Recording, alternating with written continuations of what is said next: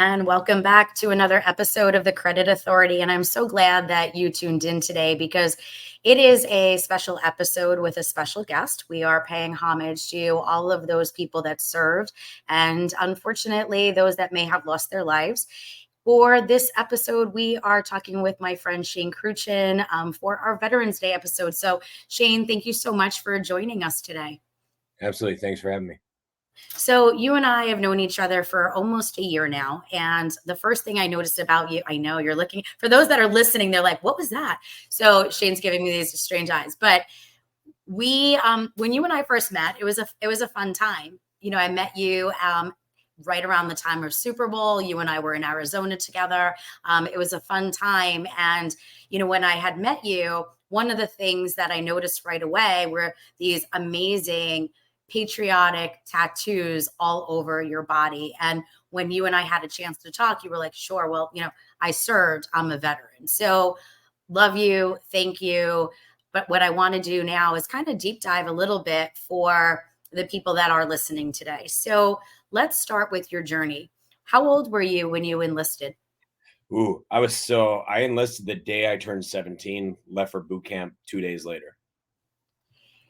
Wow. So you knew right off the bat, you were like, hey, listen, I was born and bred to be in the military. Was there somebody else in your family that was pushing you in that direction? Or was it something No, that was a calling for yourself? Yeah. no, it was pretty much trying to pull me away from that. So we have family members. I have 4 family members on the Vietnam Memorial Wall. They never found 2 of my uncles, POW MIAs. So yeah, when you go back through that and you look at my dad, what my dad and his brother went through, my uncles have gone through. It's my family wasn't really amped that September 11th happened, and here's Shane knocking the door down, giving up a full ride scholarship to college and a full year of high school to go to the military.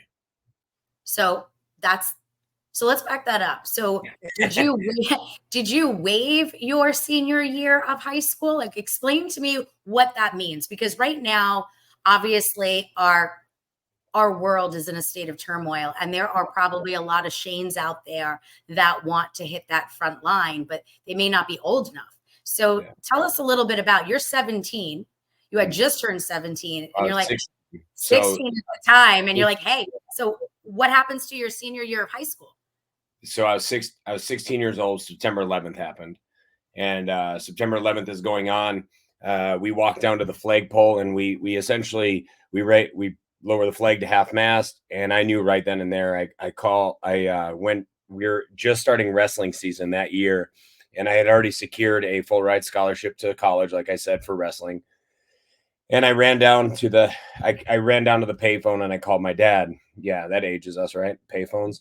Drop in a quarter and there we go. So, and I called my parents. My mom hung up on me, said, we need to talk when I get home. My dad said, are you sure this is what you want? I said, absolutely. So my dad said, all right, good to go. Let's do it. And, so I went to Mr. Risa, who was my guidance counselor, and I walked in and I had really good grades. I was hence, I'm getting a full ride scholarship offer as a junior. And I walked in and I was like, hey, what do I need to do to graduate? And he goes, what? He goes, yeah, you're graduating next year. You're going to be great, this and that. And I said, no. I'm graduating this year. And he goes, you've never really done that. So in Oshkosh, Wisconsin, where I went to school, there had only been one other person younger than me to ever graduate.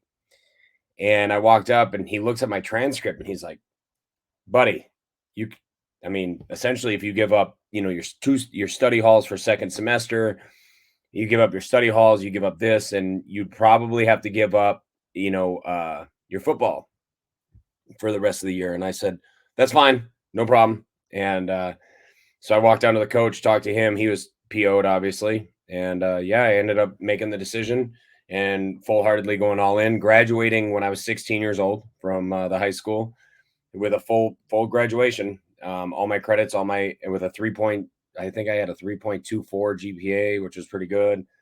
And then 2 days later, I turned 17, and that's when I signed my contract to join the Marine Corps with parental consent. So if you guys ever sign your kids' field trip paperwork, that's essentially what my parents had to sign for me to go off to the military.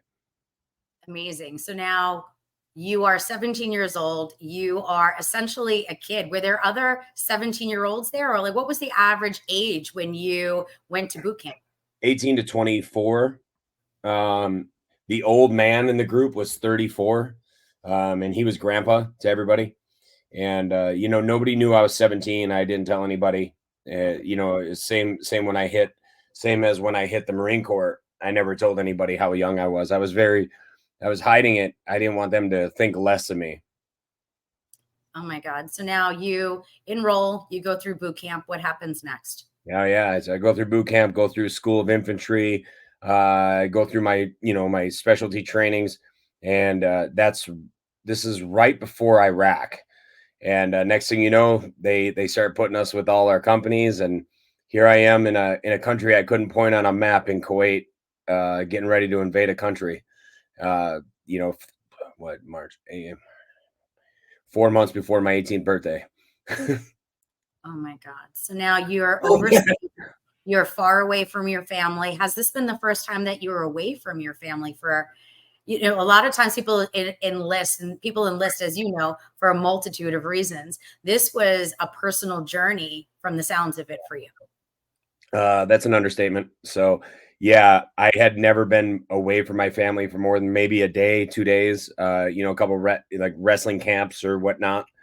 Um, yeah, I'm a very homebody, very, very addicted to I love my family to death. Growing up on the farm with them, so it was a culture shock to wake up in a country again. Like I said, last I had seen it is in 1991 on the local news, seeing the green tracers travel through the sky, and they're like, "Oh, this is Iraq. Oh, this is Kuwait." And I'm like, "Oh, cool." Couldn't show it to you on a map if I tried. And here I am sitting in that country. I'm sitting in Kuwait, and I remember what my grandfather did at the Normandy beaches. I still have the sand from my grandfather at Iowa. So I collected sand in little 35 millimeter camera things, and I would write where I'm at. And we're at Camp Commando, which is right on the border of Kuwait, and we get the call that we're going over the border, and that you have a lot to get right with, knowing that you're going into battle, and you got to trust the man on your right and left, and that's all. You don't really have a secondary choice from that. So what were they training you for? So, for those that are listening and they're saying, all right, great. So we know you're a Marine, you're young, you are vibrant, and you are 100% all in, but you had all that training. What were they training you for at that time? They were getting us ready for taking prisoners, because they thought they expected a bunch of Saddam's troops to surrender in high droves of individuals. So, like, how to do prisoner handling, how to clear buildings, how to take over oil rigs, because Saddam was starting to set oil on fire, and we had to really. I mean, it was the first time this kind of battle was going to happen in the history of America. So it had never really happened this way, and we had to learn a lot of new tactics really fast. The Kuwaiti special forces were helping us with a bunch of this stuff. We're learning how to do this door-to-door stuff that hadn't been done since Vietnam. And those guys are the real heroes, because if it wasn't for the Vietnam vets, we wouldn't be here.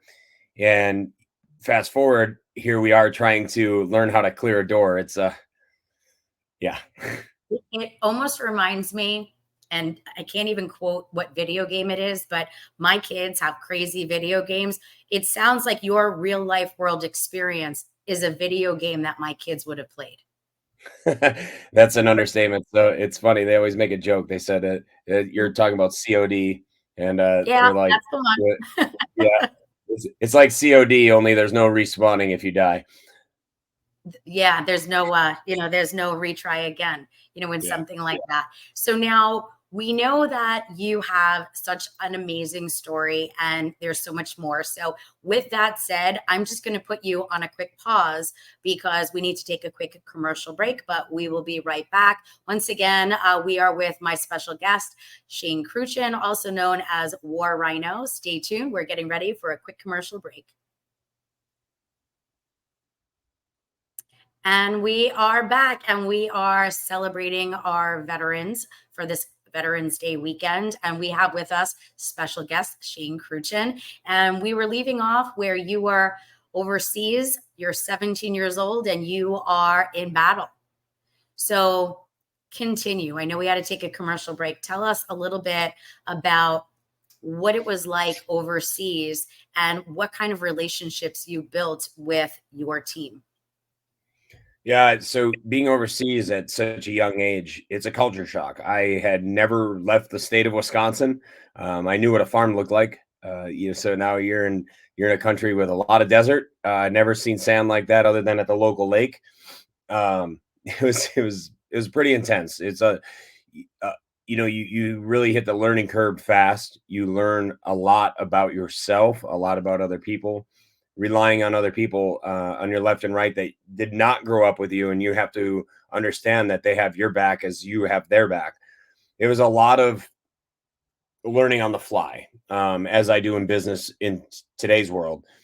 I think that's what made me so successful as being a business person, but learning how to be what is it like very fluid in the situations helped Yeah. vastly. So it was just really crazy, eating food you'd never eaten, smelling smells you've never smelt. It was insane. What did you learn about the local culture? Their food's amazing. No, but their family knit groups of the Iraqi people in Iraq was so strong. Like they would give the clothes off their back to help one another. In the middle of a firefight, it was actually insane. Middle of a firefight, this old lady opens a door and brings us out pita bread and water. We're like, whoa, whoa, whoa! Like, middle of a firefight, she's like trying to feed us and make sure we had water. They really supported what our mission was. They really supported us for what we were doing. So, was there any resistance? I mean, we know a lot of times when we're watching flashbacks or there's been videos, whether it be something on YouTube or a news special, they always want to highlight these one little pieces, right? Like that little segment where it's that news reel, but it's not necessarily authentic. So, when you were there, obviously it sounds like the locals embraced you, but I'm sure there were also those times where you were hesitant because you really couldn't tell if somebody was being genuine or not. Do you There ever was, have there was, fear? yeah. Oh no, there was numerous times like that. You had to tread lightly, rule with an iron fist, but yet have a helping hand at the same time. So, you're walking around, you're in a war. We were the first country to not only invade a country, but we were the fastest to get to a capital like that in I think it was like hundreds of years or some crap like that. They said there was some weird statistic. We marched right to Baghdad quickly in under 30 days. The world, including Saddam, said we would never see the lights of Baghdad, and we were there in under 30 days. So when you're going through these cities, especially back then, we'd go to these cities, and yeah, there was. I think the strongest people that the regular soldiers didn't want to fight us. They knew that hell on earth was coming with the U.S. Marines, big time. And we'd literally get told by guys we'd capture, and they just shot at the army. They had full out firefights with the army, and they'd see the Marine Corps digital patterns on their uniforms, and they said, "We won't fight you." They literally thought we were the devil, like reincarnated, and they were like, the name U.S. Marines carries a quite a vibrant death streak with it. So these guys knew not to fight us. They surrendered right away. But the only people that we really caught really, really heavy resistance was the elite Republican Guard, which was Saddam's inner circle. Those guys, they were looking for a fight. There was no, yeah, but they'd only be in pockets of maybe 5 or 10 of them. I mean, when you're going against a couple hundred guys coming at you, they doesn't stand well. So you're 17 years old, you're in the midst of a war, you're far away from your family, and you've now have seen real death for Oh the yeah. first time. What was that experience like for you? I'd grown up hunting, so I'd seen animals. I had seen, coyotes and deer, and I've slaughtered cows my whole life and goats. It is what it is. But seeing a human, seeing human death is something that imprints on your brain. Again, being 17, you have no real choice but to grow up very fast. You grow up very fast. It was quite intense. So seeing humans, dead. Other than like, I remember seeing my grandma when I was young and stuff like that. But this is nothing. The bodies are on the side of the street. It's intense. You really, you can't graphic, put graphics, you can't graphicize it to a movie because there's just standalone. So yeah, it really, is something that you don't wish upon anybody. To this day, I don't wish upon anybody to see what I saw, hear the sounds that I had to hear, and smell the smells that I had to smell.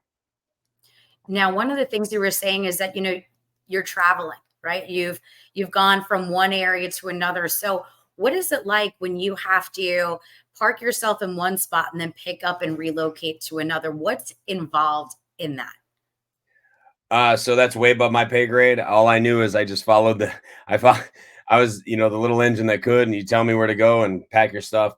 It was funny. So like when we travel one place to another, until we got an actual fob, which is a forward operating base. Once we got an actual fob, we took over this medical college. It was really cool. Each platoon got their own classroom, and you've never seen like, man, we packed that thing to the brim with Marines, and we built our little poker table in the center, and we had a whole mountain. So one of the things that all the people back in the United States would always send us is candy all the time. And for whatever reason, I don't know if everybody in America has a stock in Skittles, but that's what they would always send us as Skittles. It was like the craziest crap in the world. I still like Skittles to this day, but I'm surprised I do. And they'd have box loads of just candy as high as you can see in the center, and then they'd have boxes of water. I mean, there's so many funny memories. Like we walked out into the street. We paid these Iraqis to come in and hook up Xbox Ones for us that they had smuggled into the country, and we paid for them, and then they came and gave us free digital satellite TV. So it makes no sense. But we were playing Halo. I became really good at Halo for a minute back in 2003.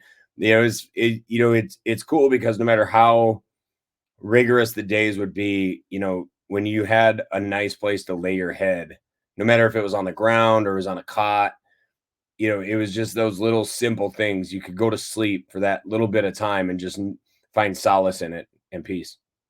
When you are, you're overseas, you're in war, how did they determine when you had downtime and when you were in work time? Oh, that was, again, way above my pay grade. All I know is that the lesser Show up. rank that you have, yeah, the lesser, yeah, show up and do as you told. The lesser rank you have to stand duty a lot. So you learn to sleep during the daytime. I mean, as you know, I take naps during the day. I sleep during the day. Anybody that knows me, I can fall asleep in bright daylight. Iraq ruined me. But it's funny. So you learn because you're at night, you're on watch, you're going out on patrols, you're doing everything as a lower rank guy, and all the higher rank guys get to do crap during the day. So they sleep nice 8-9 hours at night. Yeah, I learned how to sleep. Sleep little during night, work all night, and then sleep, take cat naps. I've become quite proficient at that. So yeah, again, way above my pay grade. All I know is that they say when and where, and you say how high. It's now, and you're out there and it's the middle of the night. What kind of anxieties are running at that time? Sorry, can you repeat that? What kind of anxiety is running through at that time? Man, gosh, there's there's so many emotions. There's like you have, fear, you know, guilt, there's anger, there's if you can name it on the plethora of emotions, it hits at all different times. And when these emotions hit, you don't really have time. You don't have time to compartmentalize them or really work through them. You kind of just, you really learn how to swallow it, shove it to the side and be like, whatever, we'll deal with that later. And um, unfortunately that also leads to a lot of depression with the military. That leads to, another whole plethora of issues. Um, and another gauntlet of problems. It led to my suicide attempt in 2009 because I just stacked it away, put it in the closet. You can only hold baby in the closet so long before that door breaks open. Yeah. All right. So we're going to take a quick pause there. Once again, a quick break. We'll be right back with our special guest, Shane Kruchten. And welcome back. I'm glad that you did not move that dial. Special guest today. So I want to now jump into the deep stuff. So you left us on a deep, which was a potential suicide attempt. But what I want to talk about is something that happened before that, which was the fact that you were or I should say you are a Purple Heart recipient. So walk us through that day. Just a day like any other. Unfortunately, when in the military, you obviously don't know what happens. And we were out on patrol, and we were ambushed. Unfortunately, ambushed, and there was so much chaos that happened. It was so fast. And IEDs are real, so like everybody knows what IED is. It's an improvised explosive device, and basically meaning it's not a conventional bomb. It's not it could be a bomb, but it's set off with a cell phone. It's set off with a whole bunch of things. So IED went off, and really jacked me up. Equilibrium stuff. They had an explosion happen close to my head. It was just really. I remember coming to, and I just equilibrium was all jacked up, and got medvaced out. I was out of duty for a week. It was a really weird time in my life, because how do you compartmentalize bleeding out of the face? You got blood pouring down my whole side of my face. I didn't know what had happened. My wrist was bleeding, and I had spackled blood all over. And when you have to, your brain's already in a weird spot from the concussion, from everything else, and you have to look back and go, man, what just happened? Yeah. And you have to ask other people what happened. That's how I had to learn what happened. It was insane. It was a weird time to go back and see and hear. And so I was lucky. I'm very fortunate enough. I had some great people around me. Fast forward, I ended up transferring units after I was back full active duty. I transferred units, and it was funny because even after transferring units, you don't talk about it. It's just like whatever. It's like that silent little the little gremlin on your shoulder. You just kind of whatever, buckle down, do my job. I'm a Marine, and they always call us knuckle draggers because we don't know how to ask questions. We just do our job, and that's literally. Once I transferred units, I just did my job, forgot all about it, never thought anything of it. And then, getting the recognition for it, took a while. I finally got the recognition for everything, which is now essentially, for me, it doesn't really matter, but it's going to help my daughter in the future. It helps, my son. So I'm really, really excited that, my service, for whatever length it was, can benefit my kids. A lot of times when we hear about people having, received the Purple Heart, you hear all these different stories. Mhm. You managed to go back in, and it's a week later, you switched units. Did you switch job positions? Would that be the right way of saying it? Like when No, I you, kept the same MOS. Yeah, same MOS. I was still infantry, still doing my job, still going forward with what my career was. amazing. Now we know that you have kids Mhm. and your son is of age. And if he said to you that he wanted to enlist with where we are right now, what does that conversation look like? I would fully support it. I'm a firm believer that you do what you got to do. I would never push either one of my kids to do anything that they wouldn't want to do. I'm a firm believer that, you know, if they made the conscious decision, I've had the conversation with them. I said, hey, you know, you go to college, you go to the military. He turned both down. I said, well, then you got to have a full-time job, man. And so he took the full-time job. I've given him three options. He works almost 50, 55 hours a week. I'm very proud of him. I said, if you ever want to go to the military, I said you should go to the Air Force. It's the safest branch. Like, and I go, I tried to convince him with the ladies of the Navy. I said, hey man, you can see different countries, you get a bunch of ladies in there, and he's like, nah. And I'm like, just don't make me a grandpa yet. I'm too young for that. But yeah, it's you know, I try to have a very soft conversation with him to where you know, dad's not pushing him out the door, because nobody did that for me. I made my own conscious decision.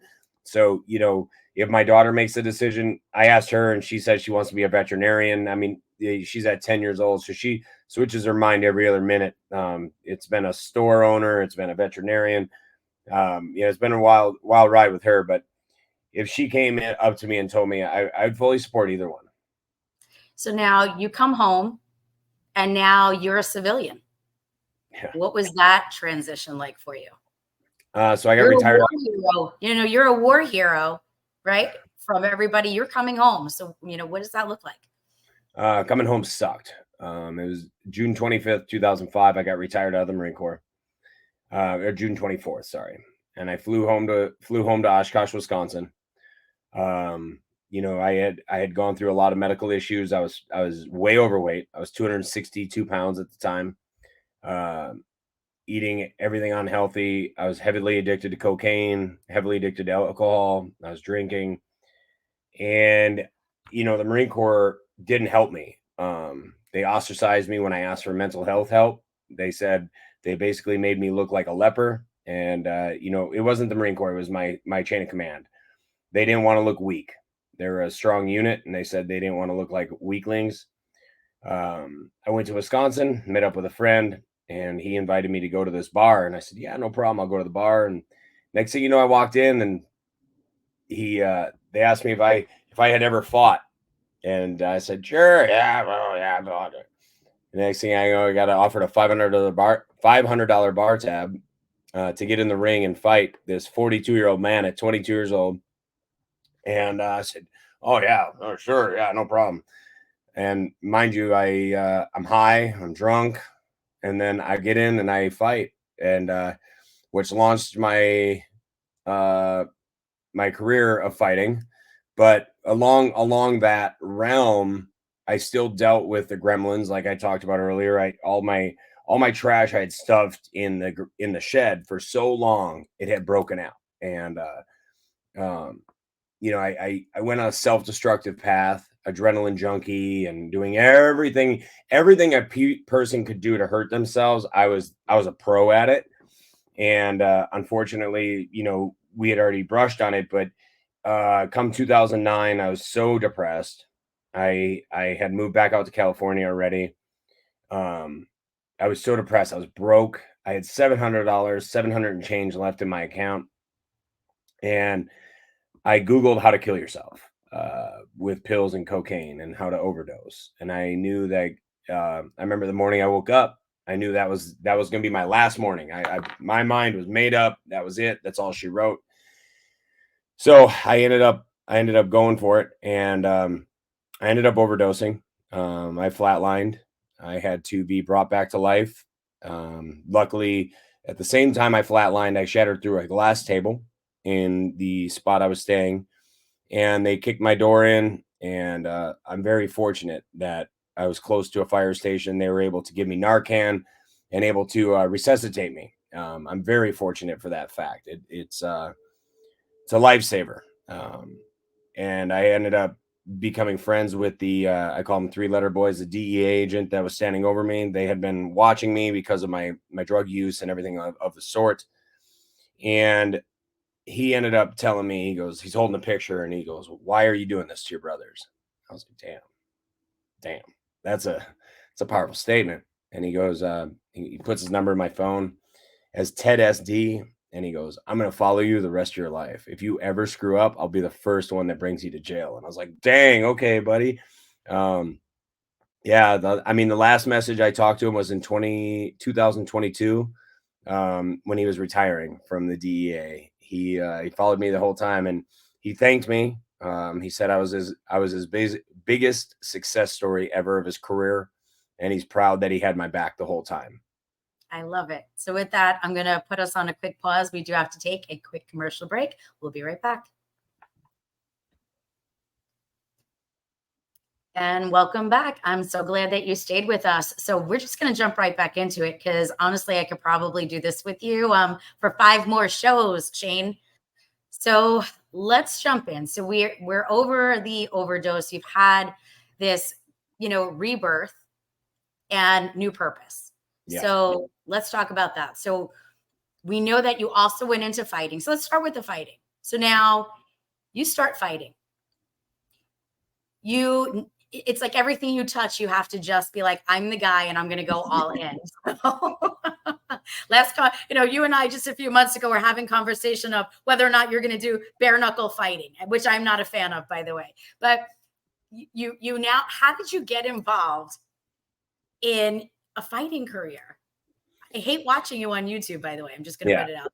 So completely random. I mean, when I tried to kill myself, my career was lackluster at bust. I was a 500 fighter, 50-50, and some guys came into me, my original training partners. They had found out what happened. They were ticked. They were former military. They were ticked, and they said, "Dude, you're not taking another fight unless you train your ass off." And I said, "All right, good to go. Let's go." They got me back into shape. They got, I was clean, and knock on wood, I'm clean to this day. June 14th, 09 was my clean date.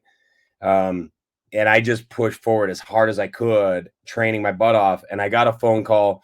From an old connection, and Debo was partnering with Monster Energy Drink and Felony Fights. I don't know if you remember the old Felony Fights. Mm-hmm.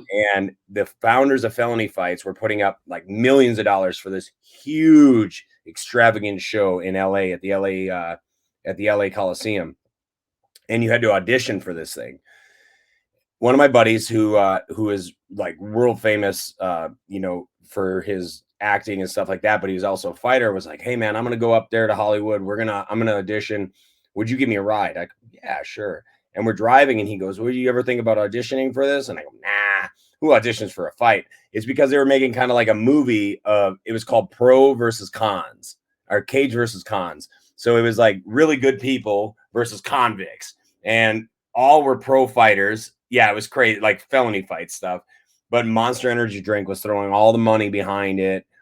And I walked in, I go, wait, so I'm kind of a con, but I have a better like image as a pro, right? Because of my military. So I went with that, and I walked in, and I'm talking, and you could tell they weren't really sold on everything. They're like, "Yeah, okay, you're a plain Jane guy, 6'1", you don't really have that good of a record." And I go, "Hey, but this." So that's kind of where I came to the persona of the military guy, and I owned it, and I just went for it, ripped off my shirt, showed him my back. And Mike, the original, the founder of Felony Fights, was like, "Yo," and they just went all in. They loved it. And they were like, "Hey, they told me, we don't really think we have a spot for you. Sorry, buddy." And I was like, "Man," they're like, "Yeah, because you're 2-2. You don't really have a good record." And all these guys are like 9-1 that they're fighting. And I was like, "Damn." I get a phone call from Hervey Estrada, who worked for Golden Boy at the time with Oscar De La Hoya.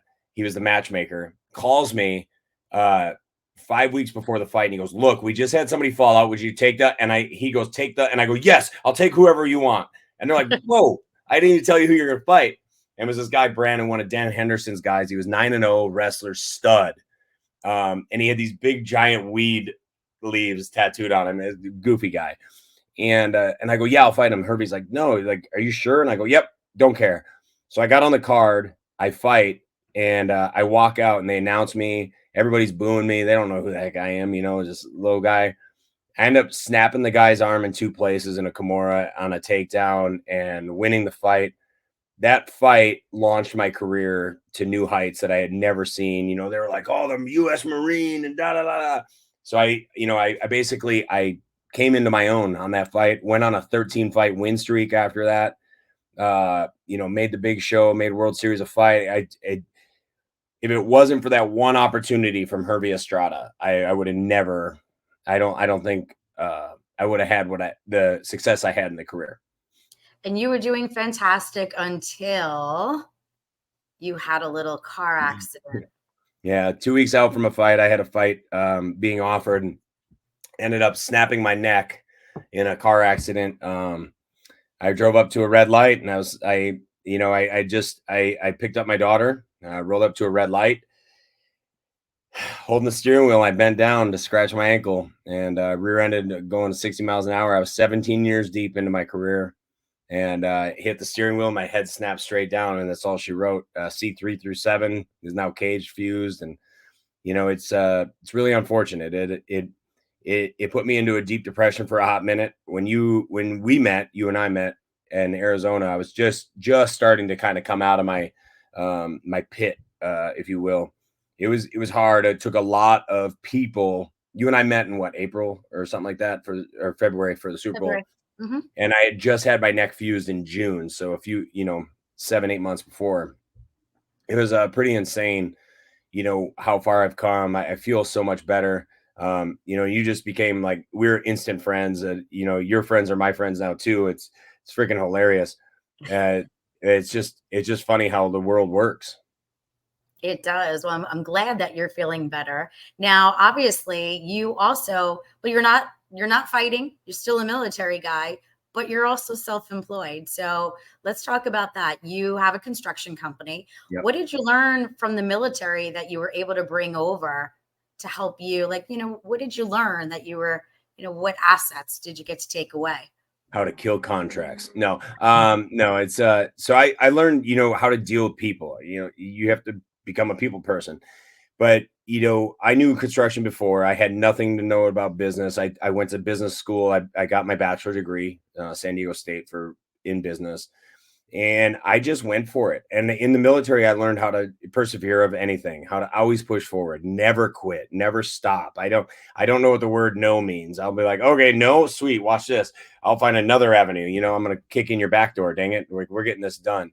So it's really cool. I learned managerial skills very well, how to time management, all that. So there's so many little skills. So if anybody was ever infantry or knows anybody that was ever infantry, and they say, "Well, I don't have any skills," you have so many skill sets. You just need to learn how to tap into them.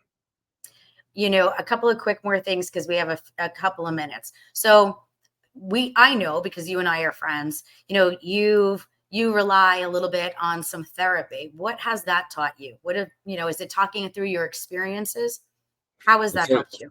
talking through my experiences and sharing my story. So I always say if my worst day can be somebody else's success story, then it was all worth it. I'll relive that 10 times over. And just being able to share my, I'm not a pity party. I'm not a survivor. I'm not a, guilt case.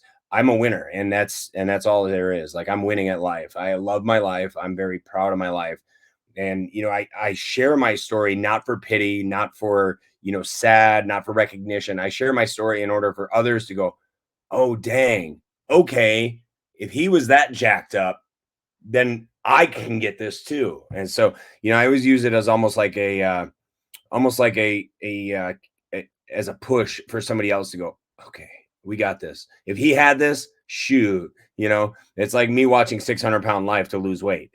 I watch that because it just helps me. All right. I'm sorry. But it's funny because I've seen your transition over the years and you're back, you're putting some weight back on. And I know I had a few comments for that. I was like, Shane, you're looking a little thick. Wow. you know, Okay, nope. I lost 40 pounds. I'm back to normal. You were Gosh. shredding. So I love it. Well, I know that I'm looking forward to seeing you at some point. I know that you are on the West Coast out in California. So We try to connect. So thank you so much. I know that Absolutely. your story is inspiring. I think that when people have the opportunity to share their story and talk things through, I think that people do learn lessons. And I think that there's always a takeaway. So, first of all, thank you for being my friend because you're awesome. So that's what we got today for the sake of time. But for those that are watching, can you do me a favor? What's up? I would like for you to show off your back tattoo because there's so much meaning in that. Oh, geez. I don't know if I can even. Hold on. Not to put you on the spot, Yeah. but I don't know. Is that good? I don't think somebody can read it, but tell Yeah. us what your tattoo represents. So it's all the guys I served with that were killed in action. There's 19 names down my back. It's their name, the date they were killed, and the rank that they were when they lost their lives. It says only the good die young. I love it. You're an inspiration, my friend. Thank you so much for joining us. Absolutely. You got it. Till next time, stay tuned. Next week, we have another amazing guest.